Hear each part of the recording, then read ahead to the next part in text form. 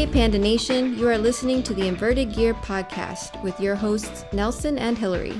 Join us every week as we take you behind the scenes into our brand, discuss upcoming projects, and conversate beyond the mat with the interesting people we've met along the way.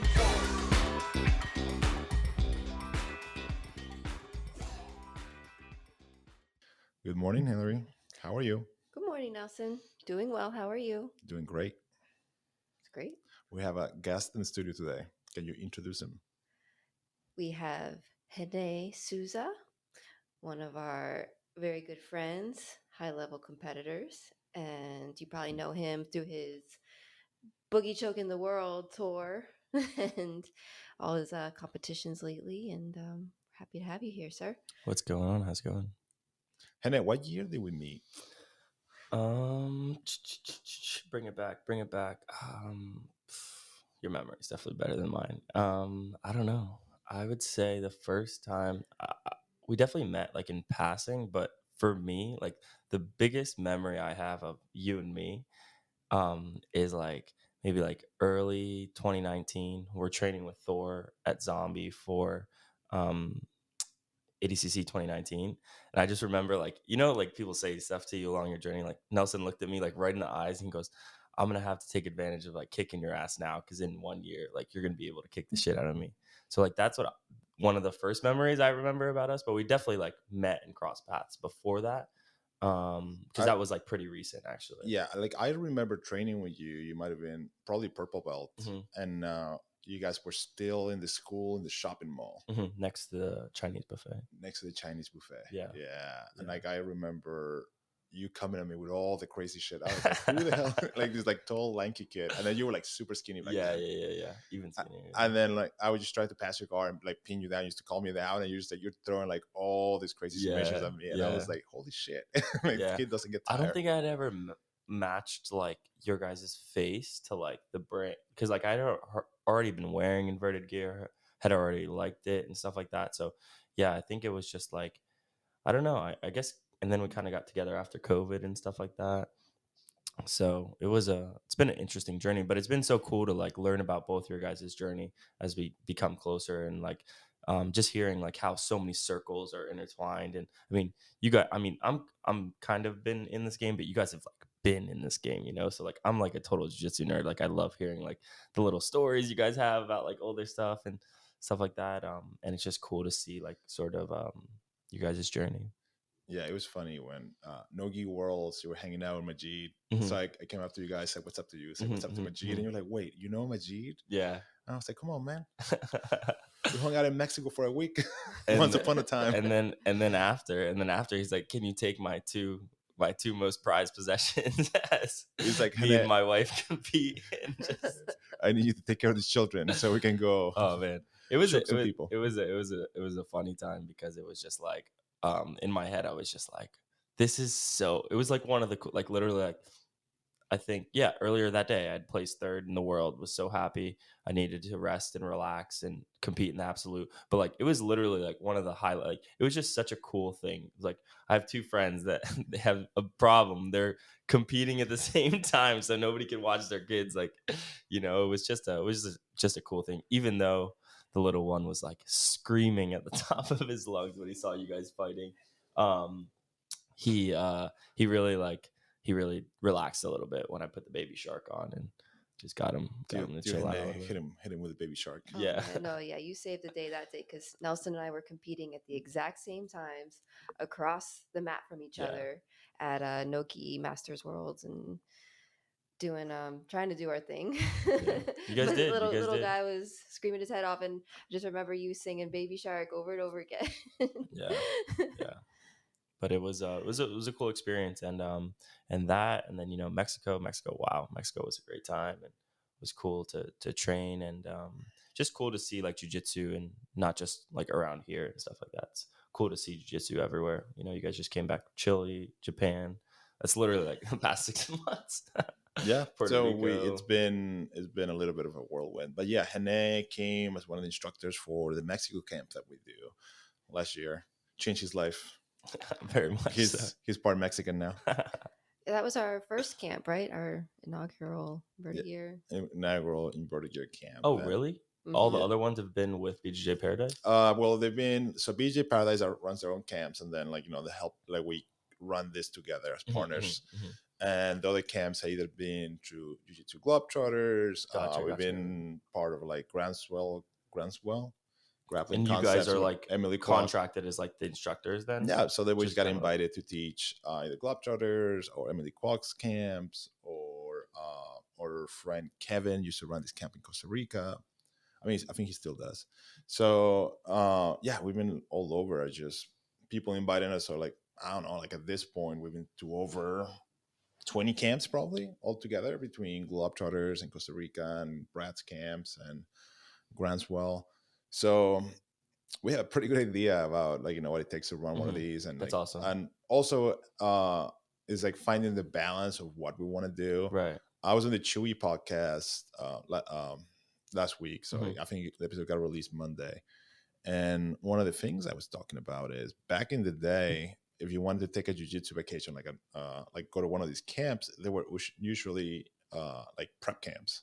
So it's like a week before Right, Pans right, or right, right. a week Yeah. before Worlds, and then you're just going in there and is like hard warm up, like very specific training, like sport specific drilling Mhm. for whatever gi or no gi. And then it was like king of the guard, and it was like 10 minutes of king of the guard, close guard, half guard, open guard, and then Mhm. another 5-10 minute rounds. So the sparring volume was huge. So the rest of the day, especially if you're doing the full camp and doing both the uh, morning and afternoon sessions, you didn't really do anything besides like napping and laying on the floor Yeah. in between sessions.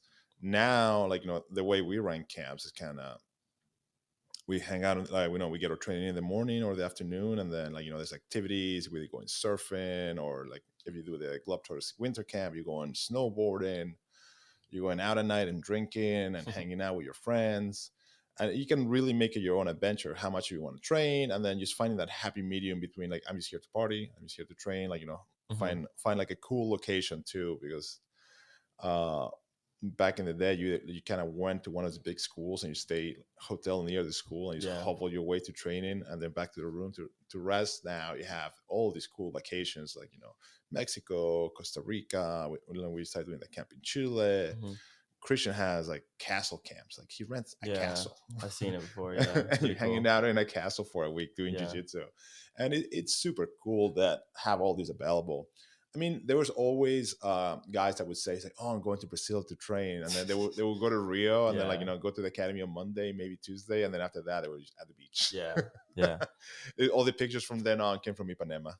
But I think it was really cool, like because like obviously, right, you're creating the environment. I thought it was a really awesome environment that like you guys created, like on the mats, like in Mexico. Like I think it was just cool, like in terms of like I learned, like I love to like learn from like everyone like that, but it was just like a great rolling environment, like I don't know, it wasn't like one person that I got that was like trying to like test me, like so I really think that the camp as a whole was like really just really comfortable, and got to have a lot of fun, and Yeah, I that's the hope a lot of idea. people. Is we're not.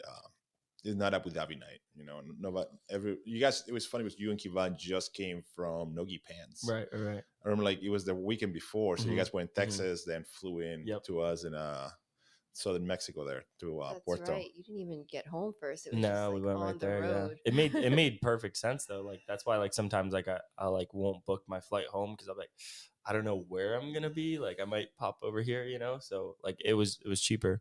And I love that. I don't know yeah. how you do that. Like I need a schedule. I need it well in advance. I need to Yeah, no, have a plan, and I just need being to I flexible like need that. to flow a little bit. Flow with the go, baby. Envy that. So I remember the funniest part is that you guys had like an overnight layover, Dude was the worst. and then I was Oh like, my okay, gosh. you're getting a Shout hotel out to room. Kivon. Get in a hotel room. It's like, nah, we staying at the airport. I was like, I am too old for that shit. Everything Kivon, like it was the first time me and Kivon like actually met or like hanging out like outside of maybe like same thing with you guys, like same like known each other but never like hung out. And sometimes I do stuff just to be funny, like just because it's whatever. And Kivon was like actually not getting like whatever about something. He's like, we should get a hotel room. I was like, why? Like, just to make a joke of it, like, we should just stay up, you know? And it was like the same thing when he was like, are you gonna bring your gi? And I was like, no way I'm bringing my gi. And then I actually ended up bringing my gi, but I had told him I wasn't gonna bring my gi. So I was like, I promise I'll leave it in the room and I won't train gi at all, you know? But no, that was another chronicle of our funny times. Like, we were just in the Mexico City airport, probably like 12 hours, honestly. Like, we probably got there at like 7 or 8 at night, and our flight was at like 7 or 6 in the morning. But I mean, we did some lives on Instagram. Like, in the middle of the night, there was like 3 people on. We just kind of, it was kind of like, I don't know, it was I hadn't slept for or I mean, I guess I didn't sleep for most of the Mexico trip either, but we had a good time. We just had such a great time already at Pans. Like, none of us won, but we just had a great time. Like, there was a Texas State Fair that we went to that was really awesome, and then after that, we just had some good times. And then yeah, like, I remember you picking us up at the airport, and we were just like, bring us to the hotel, we need to sleep. We were absolutely exhausted. He goes, I'm picking you up in 2 hours, we're going to train. I'm like, all right, I'll take 2 hours. And it was just so nice to get a nice shower, lay down, and then see everybody happy to train. Yeah, do it all over again, Yeah. right? So, Hene, what year did you start training, and what made you be interested in jiu-jitsu? Mhm. So I started training in like 2011, I think. 2011, or no, 2000, yeah, 2009. So it was like, I graduated 8th grade 2011. Yeah, 6th grade I started training. And I started a couple years before, maybe like 3 or 4 years before, doing like Japanese jiu-jitsu. So it was like a lot more like just standing stuff, and sort of like not really grappling, like some basic striking and stuff like that. But I really, it like resonated, and I really liked the stuff on the ground. um and literally, it came by like something so stupid like this. Like, we were driving down the road, and there was a big sign that said like Gracie Jiu-Jitsu. And one of my cousins was here from Brazil. He's like, Gracie Jiu-Jitsu, like, that's Brazilian Jiu-Jitsu, like, you should go do that. And I was like, had no idea what it was, like, zero idea. And just because I had been doing the other one, me and my dad were like, all right, let's go try it.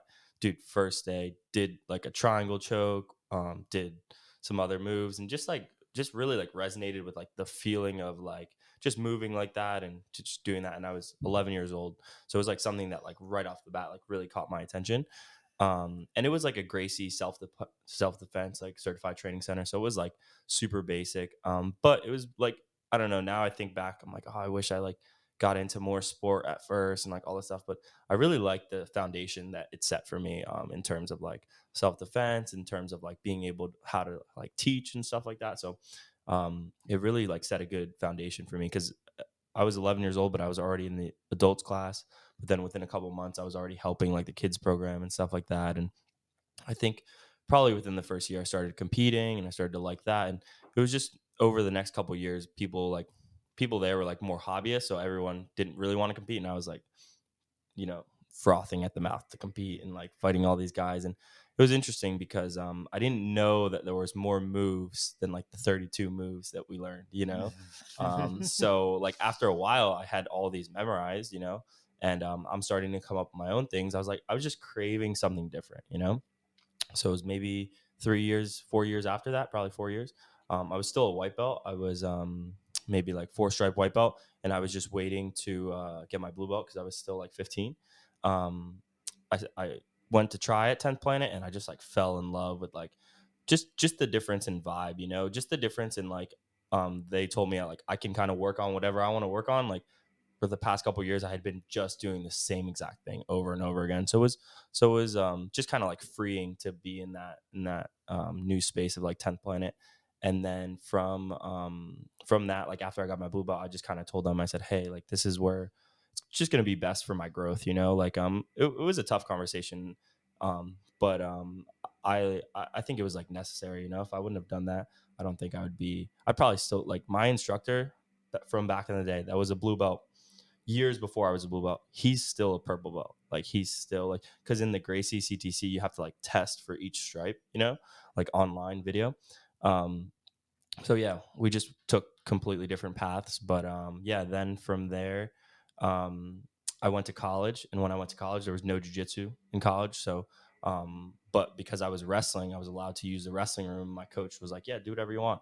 So like after practice, I would teach jiu-jitsu and stuff like that, and it started just kind of chill like that, and then it turned into I went to the Amazon, and a couple of my friends were there, and they were like, hey, like we can start a jiu-jitsu club and we can get funds, we can pay you, blah blah blah stuff. It's like, dude, you don't need to pay me. Like, just me doing jiu-jitsu, I'm so happy. Like, get the money, pay for rash guards, pay for like, I don't know, a seminar for somebody to come in or something. So yeah, we started a jiu-jitsu club. I was able to like keep growing while I was over at school, like not only learning wrestling but practicing new jiu-jitsu. And what's best to practice jiu-jitsu on rather than like people who don't know anything, you know? So I got to like practice all these new moves, got to practice all these like 10th planet style things while I was at school. And then yeah, from there, like just kind of like realized I was like, I don't really like school or anything I'm doing or all this stuff I'm investing all my time into. And yeah, just kind of took a step back and was like, one thing I do know I can like focus on is jujitsu. So let's see how far we can take it. And then I don't know, 3 years later, I open up my eyes and like, this is where we are, you know? So it's been a cool journey. But definitely did not start. And even recently, you know, like when I made the decision to stop going to college or become an engineer, to do jiu-jitsu, it wasn't like to be a world champion or to be an ADCC champion. It was just because I like to teach jiu-jitsu and I like seeing that impact it has on people, you know? But it's been interesting recently how like it's totally shifted, you know, through my competition and through like things going well. It's like kind of totally changed from like me wanting to help people to me just wanting to be a champion, you know? So it started with this like little dream of like um, just beginning to like learn how to defend myself and stuff like that, you know? And yeah, now it's like, how do we get to ADCC? Very cool. So you got to 10 Planet Bethlehem. Mhm. It was, what year was that? 2014? Yeah, 2014, because I graduated in high school 2015, so the year before that. And then they were in that building we were talking about already, Nope, right? they were in the one before. They were in the one before. Yeah, so the one that was like as big as this office. You know? Okay, so how cool has it been seeing that gym grow Yeah, from the beginning? Because at that point, what, Thor is like a blue belt? right. Yeah, I tapped Thor 3 times that first day. It's like I let remember. the I record show. you I you fueled that fire remember. for him to become the monster he is too, huh? Oh my gosh, not anymore. But yeah, no. It was, you know, it was my motivation in a way, watching them succeed. You know, watching them do the things that they did. Um, like for me, the biggest one that's always been like, I don't know, central to my heart, because I've seen this person go from like, I mean, I've seen all of them go from 0 to 100, but like Grace has always been my inspiration, you know, since the beginning. Like it was just like Grace is like out here like testing herself against the best in the world. And I don't know, I just really like the kind of jujitsu that she represents and stuff. So watching her become so successful was like something that always motivated me. Watching like Zach really like put everything together business wise and continuing to grow like the tournament and the school and stuff, was always really awesome. And then watching Thor be a part of it, I was just like, I don't know, it showed me that like if I want to do it, I can apply myself and I can do it. So and then the business side of things is just awesome too, because it's just like we went from that to like the guys sleeping in the back eating chicken fingers to like where we are now, you know? So it's definitely, there's definitely more growth to happen, but it's been really cool to watch everyone like work together, you know, and Yeah, stuff like that. I mean, the now for the people that don't know, there's two 10 Planet schools in the Lehigh Valley. There's Right. Bethlehem and Allentown. Mm-hmm, Between the two of them, it's probably north of 400 students, mm-hmm, right? yeah. Yep. Yep. And yeah, and it's been pretty cool because it's been definitely like a wave of like COVID and other stuff, you know, like students. So I think recently like we've gotten on track with like everything we want to do across both schools, really working as a team together and stuff like that. And yeah, I'm really looking forward to the future. Looking forward to like opening up my own school wherever I kind of want to land, you know. It's interesting, you know, because like as we travel and stuff, I'm kind of like, post me up in Puerto Escondido, you know, like right on the beach.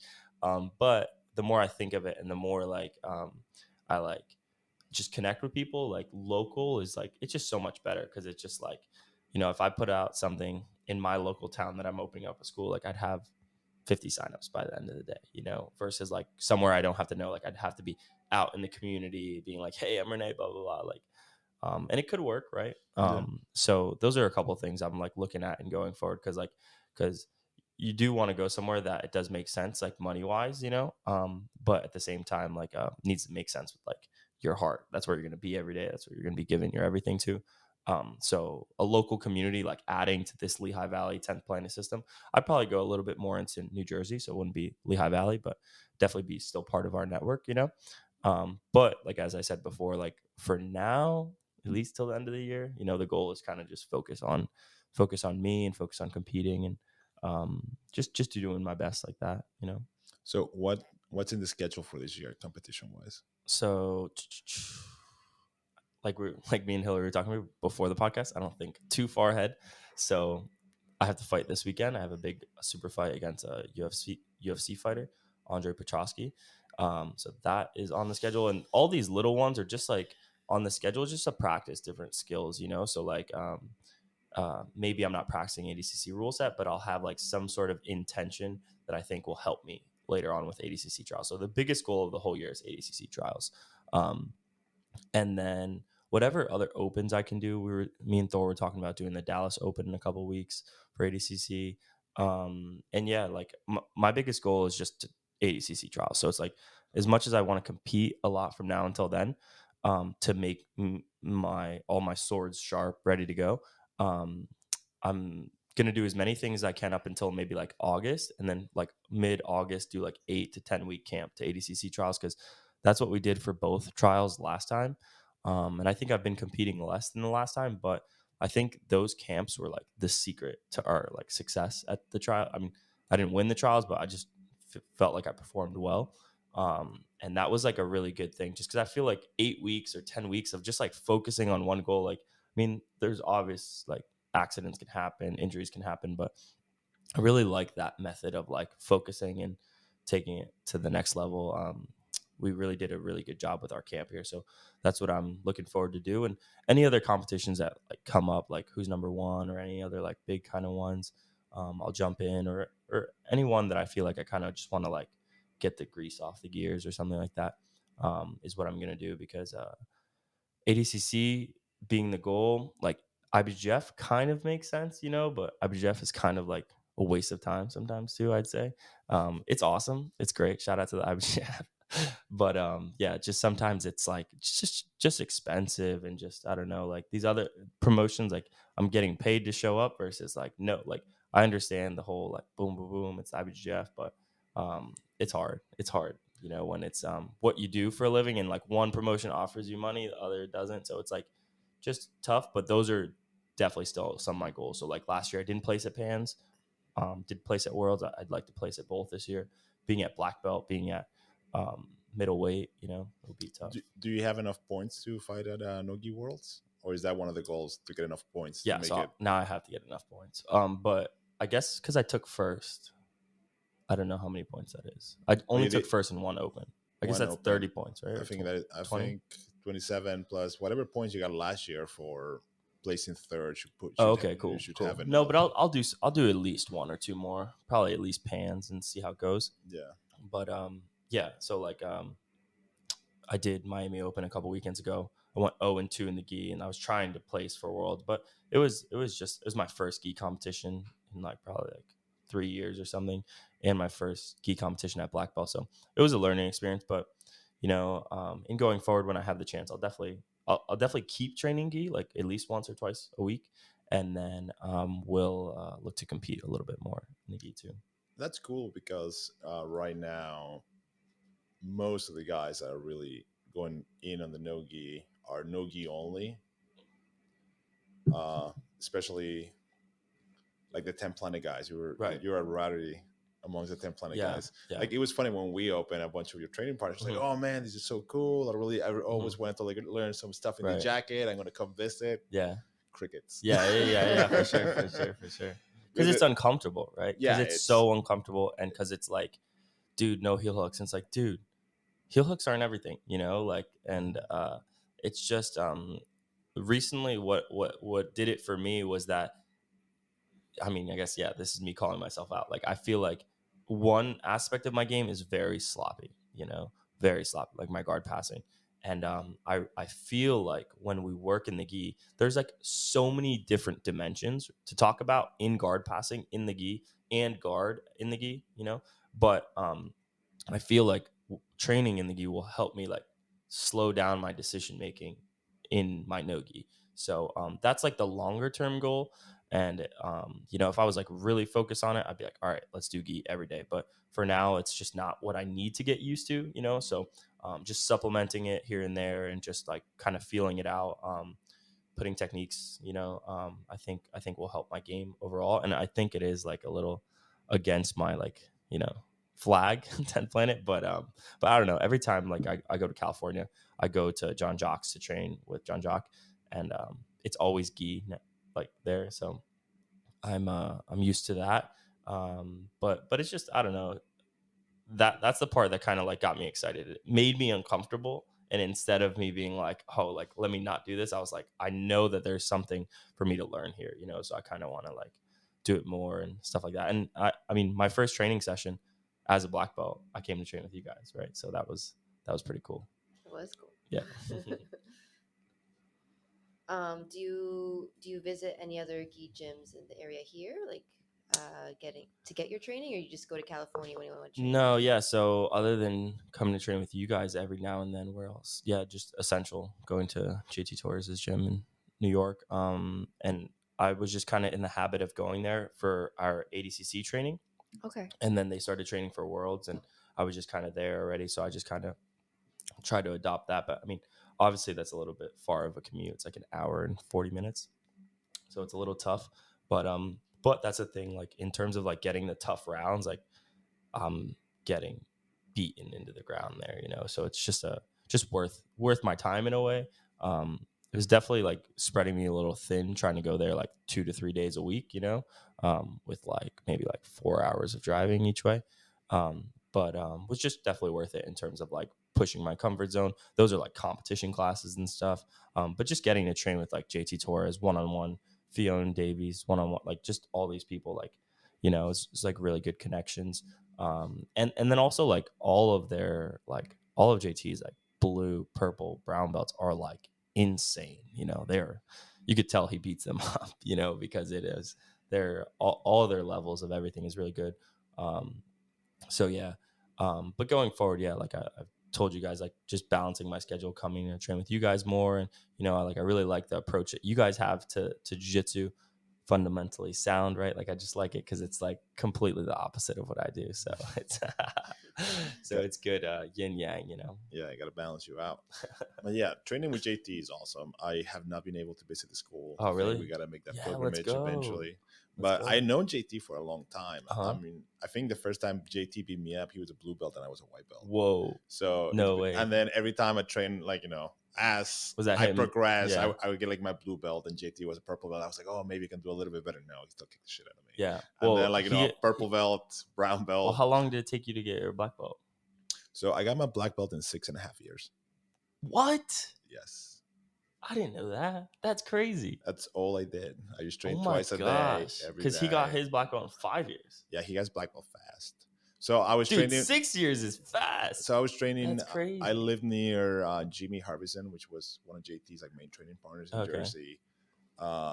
Eventually, Jimmy moved to Maryland when JT moved to Maryland. Right. So whenever they were back in Jersey, they would like set up training sessions, Nice. and then like I would get invited, and then like I would train with Jimmy and JT and just that's crazy. Get smoked. Yeah. And then when we lived in Abington, we were training at BJJ United for a little bit, and JT would swim by BJJ United to train or teach seminars, teach a class, whatever. And then at that point I was a black belt, and then still JT. We definitely have to go one day, I don't think I ever scored on the guy. Yeah. And I've been training with him for such a long time. And he it's cool he's moving up to middleweight, and I think that's No. He's doing lightweight. Dude, I was are you breaking news? No, it was on IBJJF yesterday. Okay. No, I was so excited to see him at middleweight. I was like, I wanted to see him versus Tainan. Yes. But no, he moved back down. Okay. I think it was just a flex. I don't like that these IBJJF guys do that. Like the IBJJF gives you that as like a courtesy, right? Like, and they just use it like to like flex, and then like they're like, when is the last day? And then they change it the last day. I'm like, dude, it doesn't even matter. Like, who cares, That's funny. But no, he moved back down to, what is it, lightweight? Yeah, I mean lightweight's still pretty stacked. Yeah, but I mean middleweight is ridiculous though. Yeah. Yes. Do you think Tide though? Tide's in middleweight. Tide's in middleweight. I mean, it's just the difference. Like, I mean, you look at the structure, like what the AOJ, like when I was in Cali, I went to go train with them. Like, dude, like they are just structured to like win, not now, but like in 10 years. You know what I'm saying? Like Tainan has been like, I don't know, like putting in like, it's not like you like plant your plants today and get the rewards like in 2 weeks, you know, like they've been doing this and it's crazy, man. I Like, mean, the thing is, the Tynan is there, right? But then Cole is a brown belt now. mhm, And then Cole is kind of like putting all these results out there. But then if you look at like pants, like kids' pants, mhm. they have so many of these little dudes just training full time. They're just gonna be machines, just like Cole Dude, they have an is. army of blue belts, like juvenile blue. What does juvenile blue belt even mean? It means you're 16. Yeah, you're 16. Dude, these guys are like insane. Yeah, like they've been. The thing is, these guys have been training like professionals, and they have as much mat time as a bunch of black belts now. They have the mat time, they have the resources, you know what I'm saying? And then Like, like yeah, they have like Guy and Hafa and Tainan as coaches, yeah, so like their understanding of jiu-jitsu, like yeah. of ranges, because they're really big Hmm. into like that Hmm. that range management, and then like close range passing, middle range passing, long Yeah. and then like just taking space away and then Hmm. creating angles, and Yeah. not to mention like the understanding of the bolo game, which Hmm. is such an important thing for Yeah. IBJJF. And I think comparing them to JT is interesting because it's just like they don't stray away from what works, right? They stick to their strategy, you know? And it was really interesting watching them work that when they were there, you know? Like I got to first, I don't know, like I was still a brown belt because it was like the day after, no, it was the Monday after who's number one in February. So I was like still a brown belt, but like I don't know any of these guys. I show up and they're filming. Actually, I'm pretty sure it's dropping today. Tainan's new film called The New Guard or whatever. Um, Flo was there filming. They're like, dude, what are you doing here? And I was like, oh, like Margaret Chigarelli invited me to come train. And I was like, oh, they were like, oh, sick. They're like, do you know it's Guy? And I was like, no, are you kidding me? Like, they're like, you could rent a Guy. I was like, oh, all right, whatever. And then first round, I go with Jonathan Alves, do like 2-3 rounds with him. And then Guy puts me with Cole. Then I go with Tainan. And then they do the whole Fight Club thing where people are like on the edge. Tainan's just absolutely desperate. Like no one is even standing a chance. And then Guy just like points at me, and I'm like, "Me? Are you kidding me?" And I went out there and like I thought I did pretty good, but I lost then. Yeah, it was just really cool to see how like I don't know, it's never like we were going more than like 70%. You know, it was like 7 a.m., but like we're just like really going at like a good pace, like with small goals in mind, and it's just a really interesting environment. And then to compare it to JT's environment, it's like JT's environment is different, but JT is always like reiterating like the common, most basic like pathways, you know. And then what's so interesting is he trains with you. He literally is always doing like the same 6 moves to you. You know, it's just he's always like a step ahead and stuff like that. Just solid wrestling, solid De La Hiva, great Solid top pressure. dude. The greatest top pressure. Like I don't know. I like sometimes I train with him, and I just don't understand how this dude that I weigh by 30 pounds can like produce so much Mhm. tension and like pressure from top. Yeah. I think it's drilling, you know. Yeah, I feel like drilling like over time like will not only make you aware of like your body, but it'll make you aware of like your body with somebody else's. And like for example, what I think he does really well is stepping into HQ, he's done 1 million times yeah. the right way, you know. So like when I step into HQ and somebody like puts me in a leg lock, I'm like, all right, I know leg lock defense, but like how can we fix this like first problem, you know? How did I end up here? Yeah, exactly. So it's just like, how does he do that differently, you know? Um, and it's crazy because when we were in California, it was just me and him out there. So we were just training, warming up for the fight on Saturday. And he's like, oh, let's just do some rounds. I'm like, all right, cool. So we're at 10th Planet Orange out there. And he's like, all right, like the coach asks him how long to put rounds on. He goes, just 10 minutes. So we put on 10-minute rounds. We probably did like 6 10-minute rounds. Just me and JT. Like when we train at Essential, like sometimes like me and him, like it's not like he calls me out as like the number one guy, but like sometimes he'll call me out and we'll do like situations for like 18 minutes straight with like 30-second like goes. Or we'll just do a round. But this was like a special type of like we're both cutting weight, we're both doing like long rounds. That by like the second day, like that was the first day. The second day, I was so sore from all the training on the first day because like I thought we were gonna flow and practice stuff. Nah, like he crushed me the whole time. Like passed my guard, smashed me, passed. Like I didn't practice one offense. Like one move I wanted to practice on Saturday, I didn't practice any of them. Like he just beat the shit out of me. And then yeah, by the second day, I was telling his wife Yolanda, I was like, I need you, I need you to save me, because if we train the same way today, he's gonna hurt me. Like, and she like literally like saw like how desperate I was, that she didn't want to train, but like she like borrowed a rash guard from me and like literally came to train. Like she saved my life that day. So shout out to Yolo. But yeah, it was great, you know, because then at least after I stepped off the mat, I was like, well, at least I know will not happen to me on Saturday. You know, somebody's not going to hold me down like JT did and stuff like that. But yeah, just crazy. You know, like training with him, training with all these different people. It's cool to see what people are good at and like what people kind of focus on in terms of like game plans and stuff, and then to see it like transpire like in real life. So to go off and see him compete and see do that kind of stuff, and to see the like, I'm a big fan of just like the history and all that stuff. So just seeing people's like matches back in the day and stuff like that, it's just cool to see like what made them become who they are like today, you know. Yeah, I mean, you can go back. There's some JT matches when he just got his black belt, and we're talking like 2010. Like, I remember this match. I was there live versus Cyborg at a Mm-hmm. Grappa Squares, and like, Cyborg is like a middle heavy, and JT is a lightweight, Yeah. and JT just takes it to him. Wow. I think that's the moment Cyborg He was like, won. yeah. I think Whoa. that's the moment Cyborg was like, I need to put some weight on. Yeah. Extra acai in the Extra acai, evening. yes. So one of the things you've been doing now is you have your own website Mm-hmm. Yep. and you have your own merch. Yep. How does that feel? Nelson's been there with me from zero to this, so it's been cool. It's been cool, like stepping into like just doing that on the side. So it's like stuff I do normally, and then just like extra income, you know, is cool. But it's just cool to like I think like not just like merch, but just like the meaning of it. You know, I think it's just been cool. Like it's probably been like it's yeah end of May, like a year ago. You know, who's next dropped, and it's just been cool to like take the whole message of like what buggy choke the world means to me and just like put it out into the world, you know. So it's just been cool like getting that love that I put into it like all around the world, actually, you know. So it's been so like at least like branding has gone well, you know. And then, you know, learning how to like set up everything it's been really like kind of tough, but it's kind of worth it now that it's kind of like on autopilot. And then just kind of like creating new ideas and putting stuff out.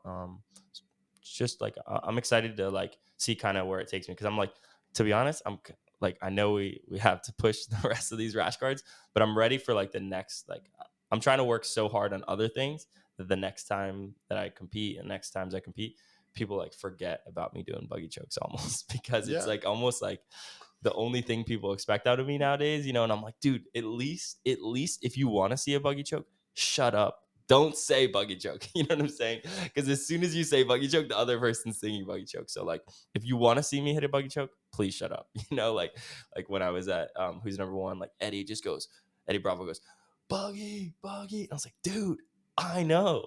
Trust me, I know, you know, like just let me have it, you know, like I didn't come here to not throw one of those up when I get past. so funny.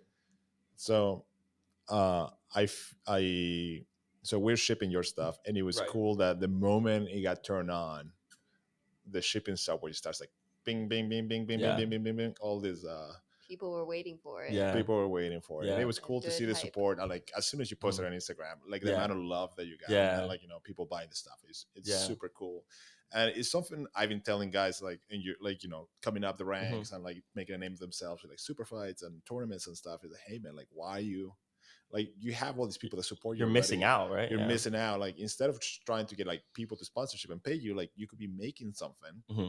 that it means something to you, and it's Mhm. going to mean something to your fans or the people that support Right. you.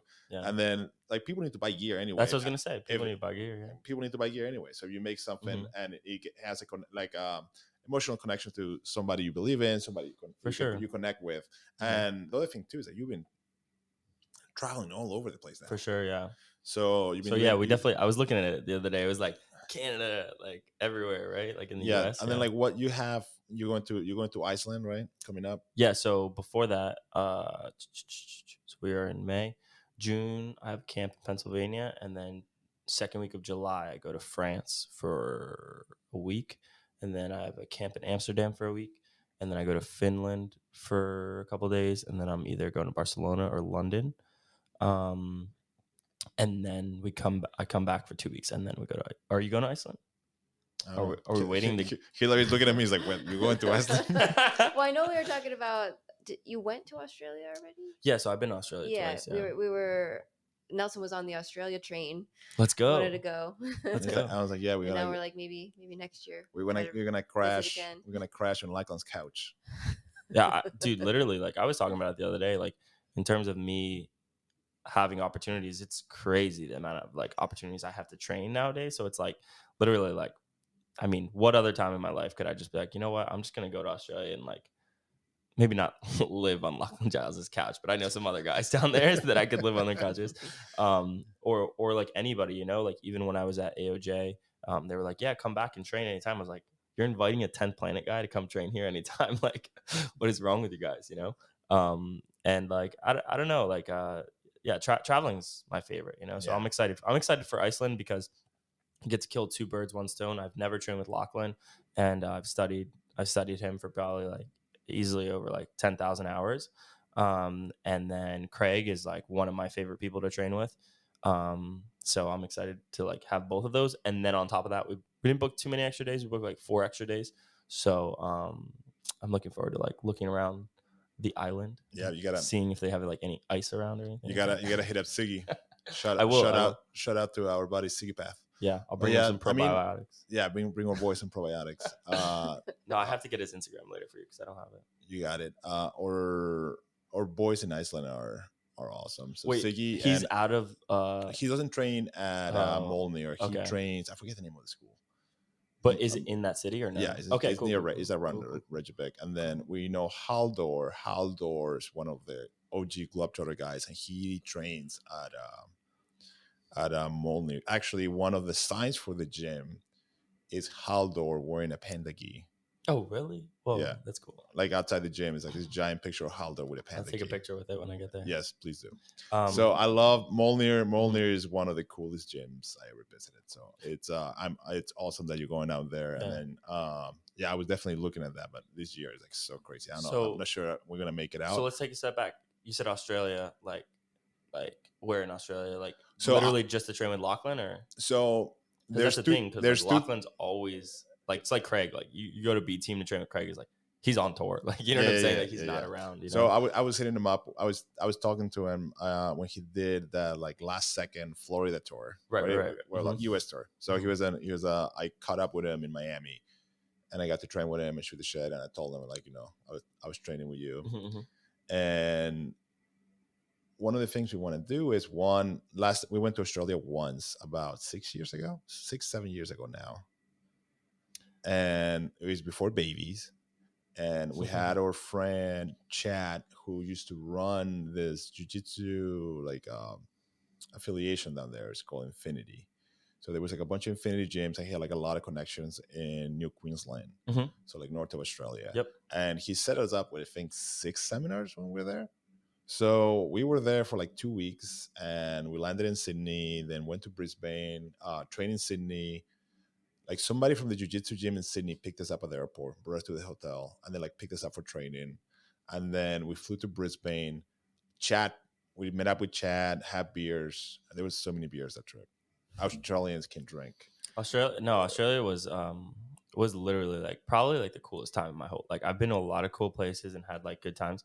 Australia's like it's like perfect. It's like so cool because it's like if you like surfing, like but it's just like so much beach not even just surfing, just beach, like just beach, you know. So like and like that's what I loved about it more than anything. Like I do not like around here in terms of like you go to the best beach or like say for example like the best beaches in the country, you go to like Hawaii or something, it's like so packed. Australia, literally just drive down the beach a little bit more, there's like nobody on the beach. So that's what I really liked, but just the culture over there too. And I think it's weird, maybe we were there at the same time. I think I was there 2017 and 2018. It might be. I'll look at my phone when we're done here. But Yeah, so we did all these seminars, and one of the things we all talked about is that we would love to come back and visit those schools again. Because when we were there, a lot of the guys in New Queensland that we visited were running their schools at purple belts. That's what I was about. I was about to say that. I was going to say that when I was there too, it was the same thing. It was like so early in jiu-jitsu for Australians. So it was this. I literally was about to say that like the guy that was running the school was like barely a blue belt, and I was teaching classes because I was just there, you know. Yeah. So it's definitely cool because then now you look at it like Craig Jones goes to each major city in Australia and he teaches a seminar for like 200 plus people, you know. So it's just cool to see like how much it's grown and how much literally him and Lachlan, you know, have like had to do with that growth of the game down under, you know. Yeah, for sure. So we would love to go to Melbourne, like fly into Sydney, go to Melbourne, spend some time in Melbourne. Definitely try to train as much as we can at what's the name of the school? Absolute, right? Absolute St Kilda, right? So try to train as much as we can. Absolute St Kilda. We like submeta has been huge for like help for the curriculum at our school. That's awesome. So we look at that stuff all the time. So seeing going to a school where like that's been the curriculum, like that that's where they're pulling from, right? Like all the training footage, all this stuff. Looks like a deep room too, right? Yeah, like you look at the room, it looks deep. Yeah, so I think that would be a lot of fun. I know Hillary wants to train with Lachlan. I know she wants to train with Olivia. So just being in that room, I think, would be great. Also, I love wine country, and Melbourne has such a beautiful wine I didn't country. know that. So yeah, I would definitely. There's definitely some vineyard visits incoming, and then going after that, I would love to like fly north and kind of recreate our little trip from 7 years ago and like visit some of those gyms. I definitely want to take the kids to the what's it called? Great Barrier Reef? No, well, we want to do that, but the what's his name, Hillary? We did the kangaroos. We went the kangaroos. Oh, what, the zoo? Yeah, the zoo. We went to the zoo, and they had all the you could hang out with the wallabies, not the kangaroos. The kangaroos are too aggressive, but it was the wallabies. Oh, really? When I was there, the kangaroos were like all like so stoned. Like they look so stoned. Well, there was just a sign. You could hang out. There was one room. There was one kangaroos. Specific one that they in were Brisbane, right? It was at North. I mean, Brisbane. I guess everywhere. What's the name of the family? Dundee, the Dundee reservation, crocodile, whatever. No, crocodile is it family. them or is it the? No, it's them. It's them. Oh, okay. So Steve Irwin. Steve Irwin. Different one. Irwin. Steve Irwin. Dundee and Irwin are different. Right. Yeah. Crocodile Dundee is the movie. Right. Steve Irwin. I remember seeing pictures of like the Craig Jones Zoo. The daughter. And Yeah. Yep. All the family pictures everywhere. Yeah. So like that zoo is super cool. We'd love to bring our kids there because Leo's like obsessed with animals. Yeah. Well, and I think I want Lucio to hop in, or 2-year-old to hop in a kangaroo pouch. I think he fits. The great. I mean, they'd steal him. Maybe if you plan for like hop off with them a year or two, like you could teach him how to like swim and snorkel a little bit. Like the Great Barrier Reef would be super cool. Yeah. Too, what is the name of the Whit Sunday? It's the beach. Is the beach, right? It's right where the barrier reef starts. And then I remember we were trying to make it there last time and we just ran out of time. But there's so many cool places like just traveling like along the coast that you can go to. Like Byron Bay is a really cool place. Yes, we were in Byron Bay. Nice. Yeah. There's a bunch of like and especially like close to Brisbane, like Sunshine Coast. Sunshine Gold Coast. Yep. And then what's cool is that you could hit beach. So like where I was staying at the time was like almost like the Manhattan of like all of Australia. Like Sydney is really cool, but like where I was in Brisbane was like downtown, like super nice, super like hipster. And then within like 20-30 minutes I could get to the beach. 20 minutes by train I could get to jiu-jitsu. And then like maybe 30-45 minutes like we were like in the mountains. Actually, now that I remember, we did go to, I don't think we went to a winery, but we went to a brewery, and it was like on the top of the mountain. It was so cool. And so it's like really cool how like it has all these different kinds of like nature and stuff like that. But yeah, it's definitely really, really awesome. Because all the people that I trained with back then, like I've stayed connected with them. So it's really cool to see where the jiu-jitsu has grown and stuff. So yeah, it'd be cool. I don't know, inverted gear camp in Australia, maybe. The thing is, that's a cool. I'm not saying I'm not saying I can get the connect, but I'm saying maybe Craig Jones pop in for a day. Maybe. So that'll pay the bills for the camp real quick. Yeah. So the thing is about like put him on the poster, see if he comes out. Yeah. What if we didn't? Oh my gosh, that'd be so funny. We didn't even book him. We just said like jiu-jitsu, like just and like I could just advertise by like teaching his moves, you know, like be pretty easy. So But yeah, we were there 2017. okay, I was 2017 we were when there.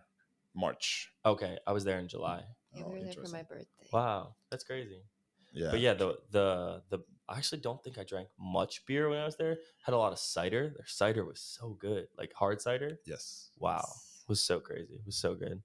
Um, but yeah, like that's definitely on the list to come up soon. But I've never been to Europe, so I'm like really looking forward to that. Like the one guy was just hitting me up this morning to like, he's like, is everything set for the trip? I was like, yeah, dude. Like just like I said, like taking it like a couple weeks. Like I'm not gonna plan everything until like a couple weeks before. So I'm gonna like be finalizing my flights and like where I'm gonna be right now and stuff like that. Because um, I mean that's the thing. There's so much to see in Europe. Like I was trying to get on some super fights and stuff like that, and nothing really like came about. So I'm just gonna connect with the gyms that like invited me to come through and just kind of leave it at that. Not make the trip like a full month. I think it's gonna be from like the 10th to like the 27th or something. So just like 2 weeks exploring some. I mean, I've never been, so I'm just really excited to like one of the weird things that I'm excited for is like in France and Amsterdam, I guess, and Finland. I've never been somewhere that I don't speak the language. You know what I'm saying? So like even in Mexico, like if I'm not paying attention, then I'm not understanding what they're saying. But if I pay attention, I can understand. And then when I went to Peru, same thing. I paid attention, I can understand what they're saying. And then Australia and Brazil, obviously, it's fine. But yeah, I'm looking forward to like having that be part of the experience. You know, like not under like how was it in Japan when you were just there? Like people So talk and you just have no so I've been to Japan 4 times, and every single time that Pretty I much go, I do Japanese. like a 3 month. Yeah, no, I do like a 3 month sprint, and I just study as much as possible. Okay. And then this last Okay. time, I even got a tutor. Nice. So I was taking like 3 1 hour Nice. classes a week leading beforehand. up to it. Wow. Beforehand. Okay. So Okay. I can, Konnichiwa. well, konnichiwa, yes. So I could like introduce myself. I can say hi. Nice. I could order food, which is the most important thing. Yeah. Yeah. Because a lot of How do you restaurants say you go. bathroom? That's a good question. I don't remember. It's not fun. That is not food. It's not food related. I can hold it until I get back to the hotel. So I studied, and it was much better this time. And then the other thing too is Google Translate is so much better than it used to be. But do you have it downloaded? So the thing is you can take pictures and it will translate whatever's in the picture for you. Mm-hmm. So I started like hiragana and katakana, so I can read hiragana and katakana a little bit, right? Like I'm pretty comfortable, and then like a few kanji characters. But sometimes if the menu is only in Japanese, and especially if it's written out like really fluid calligraphy, I cannot tell what they are, yeah. right? But then I can take a picture of it and I'll translate for me. I say, okay, this is what we're doing. That's awesome. But as long as you know, what kind of restaurant you're going to, it's like, okay, I gotta figure out which one is the ramen, and then you just ask for like ramen, please. Or the hack is you ask for like this one or that one. So I learned how to say this one, that one, like are and kore. Are kudasai, kore kudasai. So stuff like that. But yeah, it was much better than last time. I think there was like one instance where we got like a little.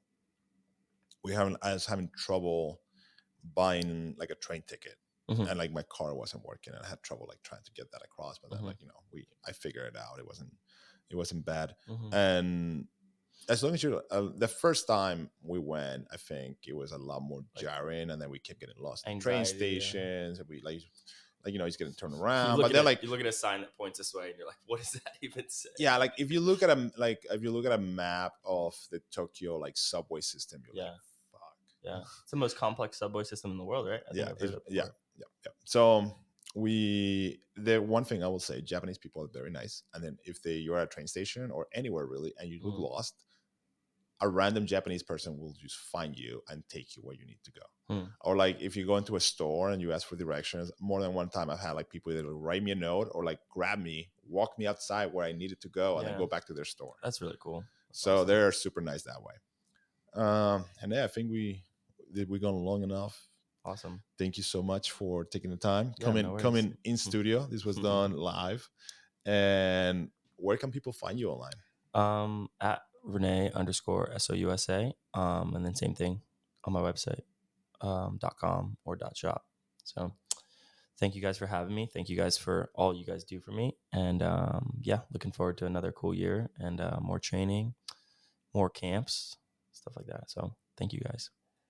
Thank you, Hene. This was very enlightening. I liked really hearing about their comparison between the training and what's coming up next for you. So I'm really Nice. excited for you. Thank you so much. Peace. Thank you for listening, Panda Nation. We hope you enjoyed this episode of the Inverted Gear podcast. You can find us at invertedgear.com as well as your favorite podcast app. Don't forget to give us a like, and we'll see you soon.